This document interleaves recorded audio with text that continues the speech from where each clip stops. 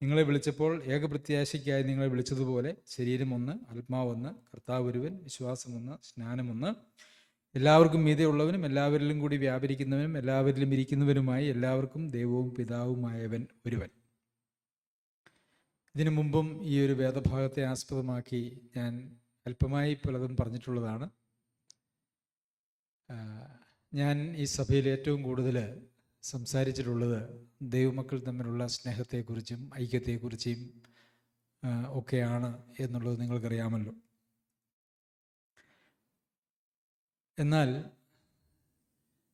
സ്നേഹത്തിൻ്റെതായിട്ടുള്ള ഭാഷകൾ നമ്മളിൽ ഉണ്ടാവുക, നമ്മളത് വർദ്ധിച്ചു വരിക എന്ന് പറയുന്നത് കർത്താവിൻ്റെ വരവ് വരെയും ക്രമാനുഗതമായി നമ്മളിൽ വളരേണ്ടതായിട്ടുള്ള ആവശ്യമുണ്ട്. നമ്മളുടെ ദൈവത്തോടുള്ള സ്നേഹത്തെ എത്രത്തോളം ഉണ്ട് എന്നുള്ളത് നമുക്ക് തന്നെയും മറ്റുള്ളവർക്കും കാണാനായിട്ട് കഴിയുന്നത് നമ്മുടെ സഹോദരങ്ങളെ സ്നേഹിക്കുന്നതിലൂടെയാണ്. നമ്മുടെ സഹോദരങ്ങൾ എന്ന് പറയുമ്പോൾ നമ്മോടുകൂടി അപ്പം നുറുക്കുന്ന എല്ലാ ദൈവമക്കളോടും നമ്മൾ കാണിക്കുന്ന സ്നേഹമാണ് യഥാർത്ഥത്തിൽ നാം ദൈവത്തെ സ്നേഹിക്കുന്നു എന്നുള്ളതിൻ്റെ അടയാളം അല്ലെങ്കിൽ അതിൻ്റെ തെളിവ് എന്ന് പറയുന്നത്. നമ്മളുടെ ഇടയിൽ സ്നേഹമുണ്ടാകാതിരിക്കാൻ യാതൊരു കാരണവുമില്ല. സ്നേഹമുണ്ടാകാതിരിക്കാൻ യാതൊരു കാരണവുമില്ല. കാരണം വിളിച്ചപ്പോൾ ഏക പ്രത്യാശയ്ക്കായിട്ട് വിളിച്ചു.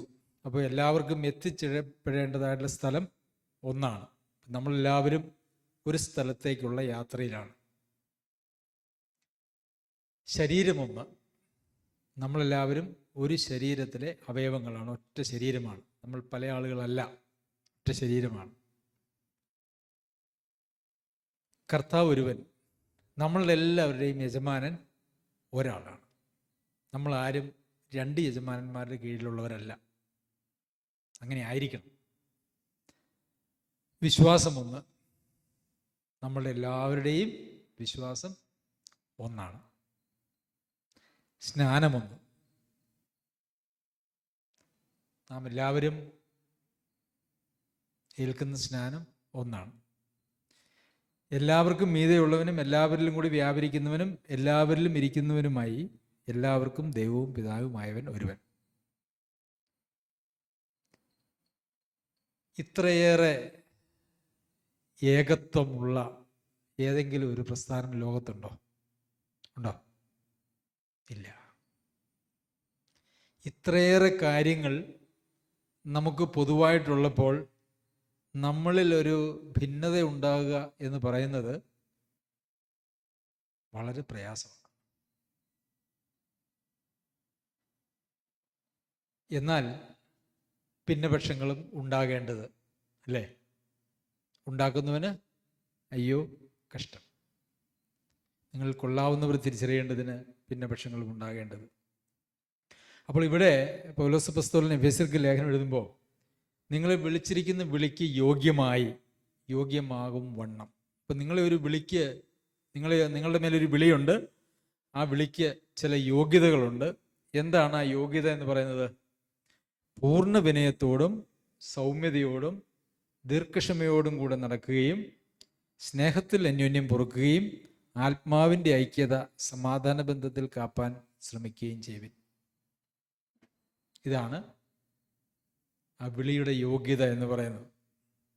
എന്തൊക്കെ വേണം? പൂർണ്ണ വിനയം വേണം. വിനയം ഉണ്ടായാൽ മതിയോ? പോരാ. പൂർണ്ണ വിനയം, സൗമ്യത.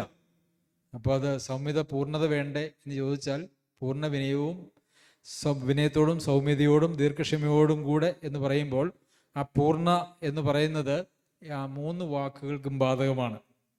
വിനയത്തിനും സൗമ്യതയ്ക്കും ദീർഘക്ഷമയ്ക്കും ആ പൂർണ്ണ എന്ന് പറയുന്ന വാക്ക് ബാധകമാണ്. പൂർണ്ണ വിനയത്തോടും പൂർണ്ണ സൗമ്യതയോടും പൂർണ്ണ ദീർഘക്ഷമയോടും കൂടെ എന്ന് പറയുന്നതിന് പകരം നമുക്ക് പൂർണ്ണമായ വിനയത്തോടും സൗമ്യതയോടും ദീർഘക്ഷമയോടും കൂടെ നടക്കുകയും സ്നേഹത്തിൽ അന്യോന്യം പൊറുക്കുകയും ആത്മാവിൻ്റെ ഐക്യത സമാധാന ബന്ധത്തിൽ കാപ്പാൻ ശ്രമിക്കുകയും ചെയ്യുവിൻ. ഇത് നമ്മൾ വളരെ ശ്രദ്ധിക്കേണ്ടതായിട്ടുള്ള ആവശ്യമുണ്ട്. ലോകത്തിൽ പിശാച് സഭയുടെ പരിപാടി തകർക്കുന്നതും തകർത്തിട്ടുള്ളതും ഇനി തകർക്കാൻ പോകുന്നതും വിശ്വാസികളുടെ ഇടയിൽ കലക്കമുണ്ടാക്കിയിട്ടാണ്. നമുക്കറിയാമല്ലോ, അതാണ് പിശാചിൻ്റെ പരിപാടി എന്ന് പറയുന്നത്. പുറത്തു നിന്നൊന്നും നോക്കിയാൽ നമ്മളോടൊന്നും ചെയ്യാനായിട്ട് കഴിയില്ല. പുറത്ത് ആർക്കും നമ്മളുടെ വിശ്വാസത്തെ തകർക്കാനായിട്ട് കഴിയില്ല. പക്ഷേ ദൈവമക്കൾ തമ്മിലുള്ള സ്നേഹത്തിൻ്റെയും ഐക്യത്തിൻ്റെയും ഇടയിൽ പ്രശ്നങ്ങൾ ഉളവാക്കി ആളുകളെ ആത്മാവിനനുസരിച്ചല്ല ജഡത്തിൻ്റെ ഇഷ്ടങ്ങൾക്ക് തിരിച്ചു വിട്ട് കഴിയുമ്പോഴാണ് ഈ സഭകളിൽ സാധാരണ പ്രശ്നങ്ങൾ ഉണ്ടാകുന്നത്. അപ്പം ഞാനതിനെക്കുറിച്ച് ഇങ്ങനെ ആലോചിക്കുകയാണ്. നമ്മൾ കർത്താവിൻ്റെ മേശയിൽ നിന്ന് നമ്മളെല്ലാവരും പങ്കെടുത്തു. ആ മേശയിൽ നിന്ന് പങ്കെടുത്തപ്പോഴും നമ്മൾ എന്താ പറഞ്ഞേ? ഞങ്ങളൊരു ശരീരത്തിൻ്റെ അവയവങ്ങളാണ്. ശരി, ശരീരത്തിൻ്റെ ഒരവയവം ശരീരത്തിൻ്റെ മറ്റൊരവയവത്തെ അല്ലെങ്കിൽ ശരീരത്തെ തന്നെ വേദനിപ്പിക്കുന്നു എന്ന് വിചാരിക്കൂ.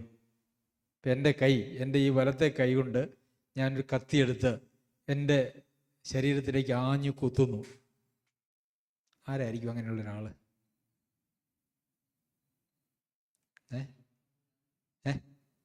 എനിക്ക് ആ ഉത്തരം നിങ്ങളിൽ നിന്ന് വേണം.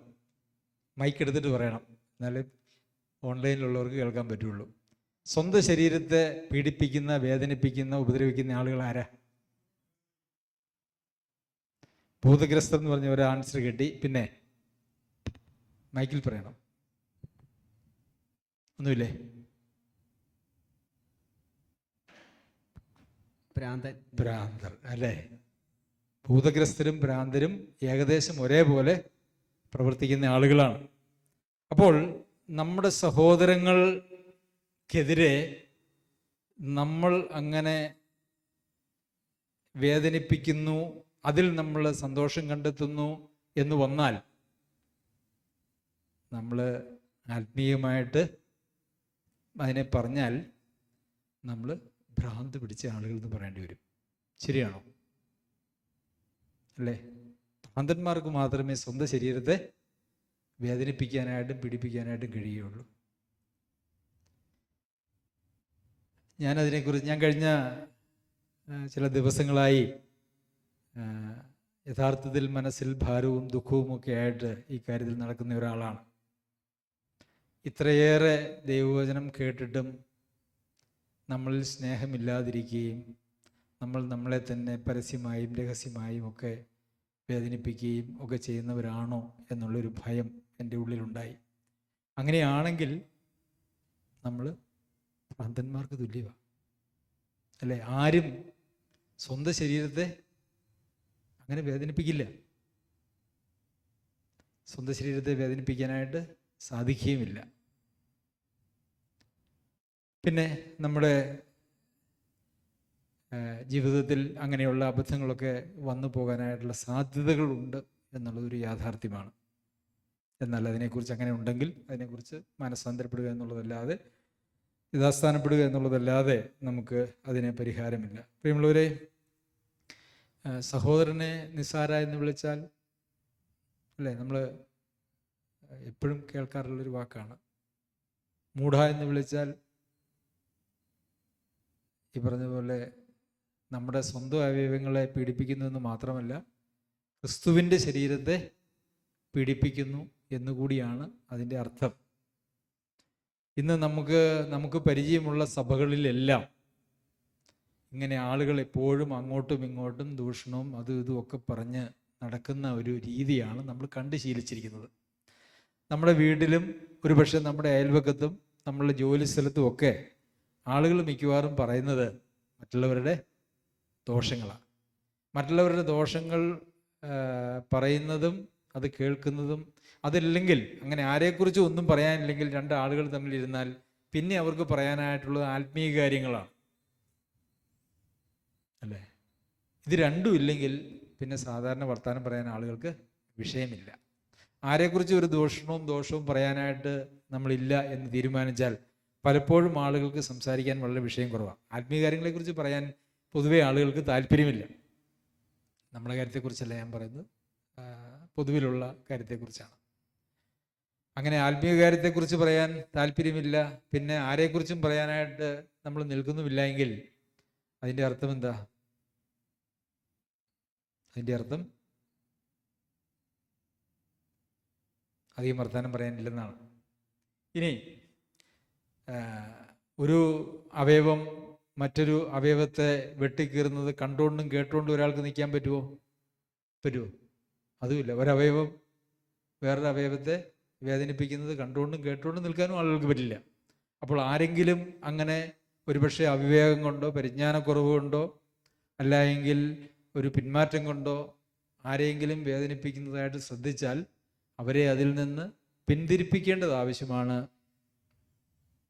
ഇനി പിന്തിരിപ്പിക്കാൻ കഴിയുന്നില്ല എങ്കിൽ അത് ഉത്തരവാദിത്തപ്പെട്ട സഹോദരന്മാരെ അറിയിക്കേണ്ടതും ആവശ്യമാണ്. പ്രിയമുള്ളവരെ, നമ്മളെക്കുറിച്ച് എല്ലാവരും നല്ലത് പറയുമെന്നൊന്നും ആരും പ്രതീക്ഷിക്കേണ്ട. ഇല്ല, പറയില്ല. നമ്മളെക്കുറിച്ച് എല്ലാവരും, അതുകൊണ്ടല്ലേ കർത്താവ് പറഞ്ഞു നിങ്ങളെക്കുറിച്ച് എല്ലാ തിന്മയും കളവായി, സത്യമാകാൻ പാടില്ല, കളവായി പറയുമ്പോൾ നിങ്ങൾ സന്തോഷിപ്പിൻ. നിങ്ങളെക്കുറിച്ചൊരു തിന്മ സത്യമായിട്ട് പറഞ്ഞാൽ സന്തോഷിക്കാനൊന്നുമില്ല, കളവായിട്ട് പറഞ്ഞാൽ സന്തോഷിക്കണം. എന്തുകൊണ്ടാണ്? സ്വർഗത്തിൽ നിങ്ങളുടെ പ്രതിഫലം വർദ്ധിച്ചിരിക്കുന്നു. അത് പക്ഷേ വിശ്വാസികളുടെ ഇടയിലുള്ള കാര്യത്തെക്കുറിച്ചല്ല കേട്ടോ അത് പറഞ്ഞേക്കുന്നത്. അത് പറഞ്ഞേക്കുന്നത് ലോകത്തിലുള്ള ആളുകൾ പറയുന്നതിനെ കുറിച്ചാണ്. വിശ്വാസികൾ ഒരാളെക്കുറിച്ച് തിന്മ പറയാൻ പാടില്ല. തിന്മ പറഞ്ഞാൽ അവരെ പോയി കണ്ട് അവരെ തിരുത്തി യഥാസ്ഥാനപ്പെടുത്തണം. അവർ പറഞ്ഞ തെറ്റിയ കാര്യങ്ങളിൽ തെറ്റിയിട്ടുണ്ടെങ്കിൽ അതിന് മാപ്പ് പറയേണ്ടത് ആവശ്യമാണ്, തിരുത്തേണ്ടത് ആവശ്യമാണ്. അങ്ങനെ നിന്റെ സഹോദരൻ നിന്നോട് പിഴച്ചാൽ നീയും അവനും മാത്രമുള്ളപ്പോൾ അവനെ കുറ്റം ബോധം വരുത്തുക എന്നുള്ളതാണ് പ്രമാണം. അവൻ മാനസാന്തരപ്പെടുന്നുവെങ്കിൽ അവനോട് ക്ഷമിക്കുക, അതാണ് പ്രമാണം. നമ്മുടെ ഇടയിൽ ഒരാൾ, നമ്മളെല്ലാവർക്കും നമ്മുടെ വാക്കുകളിൽ തെറ്റ് വരാനുള്ള സാധ്യതയുണ്ട്. ആരും ഇതിനകത്ത് പെർഫെക്റ്റ് ആയിട്ടുള്ള ആളില്ല, ഞാൻ ഉൾപ്പെടെ. തെറ്റിപ്പോയാൽ മാപ്പ് പറയുക, ക്ഷമിക്കുക. അത് ഒരു പ്രാവശ്യം, ഒരു ദിവസം 7 പ്രാവശ്യമാണെങ്കിലും മാപ്പ് പറയുക, ക്ഷമിക്കുക. കർത്താവ് നമ്മളോട് ഒരു ദിവസം എത്ര പ്രാവശ്യം ക്ഷമിക്കുന്നുണ്ട്? അതുപോലെ നമ്മളും ക്ഷമിക്കണം. നമ്മൾ ക്ഷമിക്കാതെ കർത്താവിനോട് പ്രാർത്ഥിക്കാൻ ചെന്നാൽ കർത്താവ് എന്താ പറയുന്നത്? നീ ആദ്യം പോയി നിന്റെ സഹോദരനോട് ക്ഷമിച്ചേ ചിങ്ങുക, എന്നാൽ ഞാൻ നിന്റെ കുറ്റം ക്ഷമിക്കാം, അല്ലേ? അങ്ങനെയല്ലേ പറയുന്നത്? അങ്ങനെയാ പറയുന്നത്. നമ്മൾ മറ്റുള്ളവരെ വേദനിപ്പിച്ചും താഴാതെയും ക്ഷമിക്കാതെയും ക്ഷമ ചോദിക്കാതെയും ദൈവത്തിന് നമ്മെ സംബന്ധിച്ച് യാതൊരു വക പരിപാടിയുമില്ല. അപ്പോൾ നമുക്ക് ഒരാളെപ്പോലും ഒരു നിലയിലും വേദനിപ്പിക്കാൻ ഇടയാവരുത്. മാത്രവുമല്ല, എന്തെങ്കിലും നമുക്കങ്ങനെ വേദനയോ പ്രശ്നമോ ഒക്കെ ഉണ്ടെങ്കിൽ അത് നേരിട്ട് സംസാരിക്കാനായിട്ടുള്ള പ്രയാസങ്ങൾ ഉണ്ടായാൽ നമ്മൾ ചെയ്യേണ്ട കാര്യം അത് സഭയിൽ ശുശ്രൂഷ ചെയ്യുന്ന സഹോദരന്മാരോട് അത് പങ്കുവയ്ക്കുകയും അതിന് പരിഹാരമുണ്ടാക്കുകയും ചെയ്യുക എന്നുള്ളതാണ്. സഭയിൽ പരസ്യമായി അങ്ങനെയുള്ള കാര്യങ്ങൾ പറയരുത്. സഭയിൽ പരസ്യമായിട്ട് പറയരുത്. മറ്റാളുകളോട് ആരോടും പറഞ്ഞുകൊണ്ട് നടക്കാനുള്ള അവകാശമില്ല. ഒരാളോടും, ഈ ലോകത്തിൽ ഒരാളോടും പറയാൻ അവകാശമില്ല. നമുക്ക് ആദ്യം കർത്താവ് പറഞ്ഞത് നിന്റെ സഹോദരൻ നീ മാത്രമുള്ളപ്പോൾ എന്ന് പറഞ്ഞു കഴിഞ്ഞാൽ, ഇപ്പോൾ എന്നോട് ആർക്കെങ്കിലും ഒരു പ്രശ്നമുണ്ടെങ്കിൽ എൻ്റെ ഭാര്യയും അപ്പനും അമ്മയും ഉള്ള സ്ഥലത്ത് വന്നേച്ച് അവരുടെ മുമ്പിൽ എന്നോട് പറയാനല്ല അവർക്ക് സ്വാതന്ത്ര്യം, മറിച്ച് ഞാനും അവനും മാത്രമുള്ളപ്പോൾ വന്ന് കുറ്റം എന്നെ ബോധ്യം വരുത്തുക. ഇനി അങ്ങനെ ബോധ്യപ്പെടുന്നില്ലെങ്കിൽ പിന്നെ 1-2 പേരെ, അത് പരിജ്ഞാനവും കൃപയും ഉള്ളതായിട്ടുള്ള 1-2 പേരെ കൂട്ടിക്കൊണ്ട് പോവുക. അവരെയും കൂട്ടാക്കുന്നില്ലെങ്കിൽ മാത്രമേ അത് വേറെ ഒരാൾ അറിയാനായിട്ട് പാടുള്ളൂ. അത്ര കർശനമായിട്ടുള്ള കാര്യങ്ങൾ ദൈവവചനത്തിൽ നമ്മുടെ സഭയിലെ ചട്ടവട്ടങ്ങളെക്കുറിച്ച്, പ്രവർത്തന രീതികളെക്കുറിച്ച് നമുക്ക് പറഞ്ഞിട്ടുണ്ട്. അങ്ങനെ ദീർഘക്ഷമയോടും കൂടെ നിറയ്ക്കുകയും സ്നേഹത്തിൽ അന്യോന്യം പൊറുക്കുകയും ചെയ്യണം. പലപ്പോഴും ഞാൻ സംശയിക്കാറുള്ളൊരു കാര്യം, ഈ സ്നേഹം നമ്മുടെ ഇടയിൽ, പൊതുവെ വിശ്വാസികൾ എന്ന് പറയുന്നവരായിട്ടുള്ള ആളുകളുടെ ഇടയിലുള്ളതായിട്ടുള്ള സ്നേഹം എന്ന് പറയുന്നത് അത് ദൈവാത്മാവിൽ നിന്ന് ആത്മാവിൻ്റെ പ്രവർത്തനത്താൽ ഉളവാകുന്ന ഒരു സ്നേഹമാണോ എന്ന് ഞാൻ പലപ്പോഴും സംശയിക്കാറുണ്ട്. കാരണം 10, 15, 20, 30 വർഷം വളരെ കൂട്ടായിട്ട് പോകുന്ന ആളുകൾ ഒരൊറ്റ നിമിഷം ഏതെങ്കിലും ഒരൊറ്റ സംഭവത്തിൽ അവർ പിണങ്ങി, അവർ പിന്നെ ഒരിക്കലും തമ്മിൽ സംസാരിക്കാതെയും മിണ്ടാതെയും അങ്ങനെ കോപത്തോടു കൂടി ജീവിക്കുന്നതായിട്ടുള്ള ആളുകളുണ്ട്. അതെങ്ങനെയാണ്? ഈ 10-25 വർഷം ഒരുമിച്ച് നടന്നതായിട്ടുള്ള ആളുകൾ അവരെത്രയോ കാര്യങ്ങളിൽ അവർക്ക് യോജിപ്പും കൂട്ടായ്മയും ഉണ്ടായിരുന്നു. അങ്ങനെ നൂറുകണക്കിന് നല്ല സന്തോഷത്തിൻ്റെ സമയത്തെയൊക്കെ ഒറ്റ കാര്യം കൊണ്ട് വെട്ടിമുറിച്ച് നാനാവിധമാക്കി ബന്ധം കളഞ്ഞു പോകുക എന്ന് പറഞ്ഞാൽ അവരിലുണ്ടായിരുന്നതായ ബന്ധം ദൈവിക സ്നേഹമല്ല. ആണോ? ദൈവം എങ്ങനെയാണ് സ്നേഹിക്കുന്നത്? നമ്മൾ ഒരു തെറ്റ് ചെയ്ത് കഴിയുമ്പോൾ ശരി, നീയുമായിട്ട് എനിക്കിനി യാതൊരു ബന്ധവുമില്ല എന്ന് പറഞ്ഞ് നമ്മളെ ഒഴിവാക്കി വിടുകയാണ് ചെയ്യുന്നത്. അത് ദൈവിക സ്നേഹമല്ല. പ്രിയമുള്ളവരെ, നമ്മളെക്കുറിച്ച് ആരെന്ത് ദുഷിപ്പും ദോഷവും പറഞ്ഞാലും നമുക്ക് ആളുകൾ വിശ്വാസികളാണോ അല്ലയോ എന്ന് വിധിക്കാൻ പറ്റില്ല, നമുക്കറിയത്തുമില്ല. വിശ്വാസികൾ എന്നുള്ള നിലയിൽ ജീവിക്കുന്ന ആളുകളാണെങ്കിൽ എത്രയാണെങ്കിലും നമ്മൾ ക്ഷമിക്കുക. നമ്മുടെ സഭയിലുള്ള ആളുകളാണെങ്കിൽ നമുക്ക് ക്ഷമ ചോദിക്കാനും തിരുത്താനും നമുക്ക് ഉത്തരവാദിത്വവും അവകാശമുണ്ട്. എന്നാൽ പുറത്തുള്ള ആളുകളോട് അങ്ങനെ ഒരു ഉത്തരവാദിത്വം നമുക്കില്ല. അപ്പോൾ ഏകപക്ഷീയമായിട്ട് ക്ഷമിക്കേണ്ടതായിട്ട് വരും. അങ്ങനെ ക്ഷമിക്കുകയും അങ്ങനെ കർത്താവിൻ്റെ തേജസ്സിനെ കണ്ണാടി പോലെ, അല്ലേ? കർത്താവിനെ കുറിച്ച് ഇവിടെ പറയുന്നത് എന്താ? അവൻ നിങ്ങളോട് ക്ഷമിച്ചതുപോലെ, അവൻ നിങ്ങളോട് ക്ഷമിച്ചതുപോലെ, ക്രിസ്തുയേശുവിൽ പിതാവായ ദൈവം നിങ്ങളോട് ക്ഷമിച്ചതുപോലെ നിങ്ങൾ അന്യോന്യം ക്ഷമിക്കുവിൻ. അപ്പോൾ കർത്താവ് ക്ഷമിച്ചത് എങ്ങനെയാ? അപ്പോൾ കർത്താവ് ക്ഷമിച്ചത് നമ്മളുടെ ക്ഷമയിലൂടെ ഈ ലോകം, സഭയിലുള്ളവരും പുറത്തുള്ളവരും, ഈ സൃഷ്ടി മുഴുവൻ കാണണം. അപ്പോഴാണ് നമ്മൾ യഥാർത്ഥത്തിൽ കർത്താവിൻ്റെ തേജസ്സിനെ കണ്ണാടി പോലെ പ്രതിബിംബിക്കുന്നവരായി നാം ഓരോരുത്തരും രൂപാന്തരപ്പെട്ട് വരുന്നത്. പ്രിയമുള്ളവരെ, പിശാചിന് ഒരൊറ്റ ലക്ഷ്യമേ ഉള്ളൂ. എന്താണെന്നറിയാമോ? കൽപ്പനയിലുള്ള ഈ സ്ഥലം, സഭ എങ്ങനെയെങ്കിലും നശിച്ചു കാണണം. ശരിയാണോ? ശരിയാണോ? ആണോ ജോസഫ് സഹോദര? ശരിയാണോ? പിശാചിന്റെ ലക്ഷ്യം അതാ.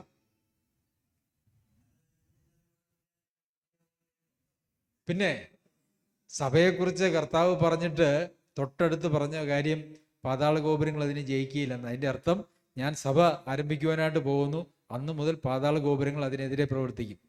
ദൈവമക്കളെ തമ്മിലടിപ്പിച്ചും അങ്ങനെ സഭയെ തകർക്കുക എന്നുള്ള ഒരൊറ്റ ലക്ഷ്യത്തോടു കൂടിയാണ് ഇന്ന് പിശാച് ലോകത്ത് നടക്കുന്നത്. കർത്താവിൻ്റെ പരിപാടിയോട് എതിർത്താണ് നടക്കുന്നത്. അവൻ ആ ഒരൊറ്റ ലക്ഷ്യമേ ഉള്ളൂ. ഒരാളും സഭയിൽ പോകരുത്. ഇനി ആരെങ്കിലുമൊക്കെ സഭയിൽ അംഗങ്ങളായിട്ടുണ്ടെങ്കിൽ എങ്ങനെയെങ്കിലും ഒരു പ്രശ്നമുണ്ടാക്കി അവരെ അവിടെ തളർത്തിയിടുക, അതല്ലെങ്കിൽ അവരെ അവിടെ നിന്ന് പുറത്താക്കുക. ഇതൊക്കെയാണ് പിശാചിൻ്റെ ഇന്നത്തെ ശുശ്രൂഷ എന്ന് പറയുന്നത്. നമ്മൾ ഒരിക്കലും അവന് ചൂട്ടുപിടിക്കുകയോ അവന് കൊടി പിടിക്കുകയോ കുട പിടിച്ചു കൊടുക്കുകയോ ചൂട്ടുപിടിക്കുകയോ ഒന്നും ചെയ്യുന്ന ആളുകളായിട്ട് തീരാൻ ദൈവം നമ്മെക്കുറിച്ച് ആഗ്രഹിക്കുന്നില്ല. ഒരു സഭകളെക്കുറിച്ചും ദൈവം അങ്ങനെ ആഗ്രഹിക്കുന്നില്ല. ദൈവം നമ്മെ സഹായിക്കട്ടെ. നമുക്ക് ഒരു പാട്ട് പാടി പ്രാർത്ഥിച്ച് നമ്മുടെ മീറ്റിംഗ് നമുക്ക് അവസാനിപ്പിക്കാം. ഒരു കാര്യം കൂടി, ആ പറഞ്ഞ രോഗിയുടെ പേര് കറിയാച്ചൻ. എൻ്റെ അമ്മയുടെ അനിയത്തിയ. അമ്മയുണ്ട്, അമ്മയ്ക്ക് വയ്യാതെയായിട്ടുണ്ട്. ഏതായാലും അവരെ ഓർത്ത് പ്രാർത്ഥിക്കാം.